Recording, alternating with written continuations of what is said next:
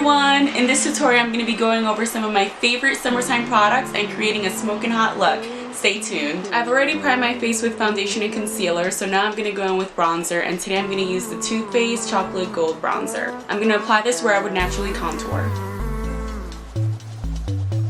The reason I love this bronzer so much is because I feel like it just gives me the perfect natural sun-kissed glow. Now I'm ready to go into highlighting, and I'm going to go in with the Anastasia Beverly Hills Liquid Glow, and this is the shade Oyster. And I'm going to blend this out with my fingers. Next, to give me that extra glow I love in the summer, I'm going to go in with a powder highlighter, and today I'm going to go in with Anastasia Beverly Hills by Amrezy highlighter, and it's a really pretty champagne shade, and I'm going to apply this with an Anastasia Beverly Hills A23 brush.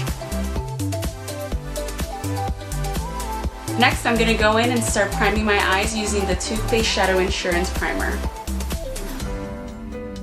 And next I'm going to set that eyeshadow primer using a little bit of translucent setting powder. Next I'm going to go in with one of my favorite summertime eyeshadow palettes, and that is the Naked Heat from Urban Decay. Taking a fluffy brush and the shade Sauce, I'm going to apply this to my crease. Next I'm going to go in with the shade Low Glow and a smaller brush and apply this on my lower lash line. For my lid, I'm going to take the shade Ember and a flat eyeshadow brush. Now I'm going to go back in with that same crease brush, and I'm just going to blend the two shades together so I don't have any harsh lines on my eyes. To bring the whole look together, I'm going to take the shade Ounce and apply this under my eyebrow and in my inner eye.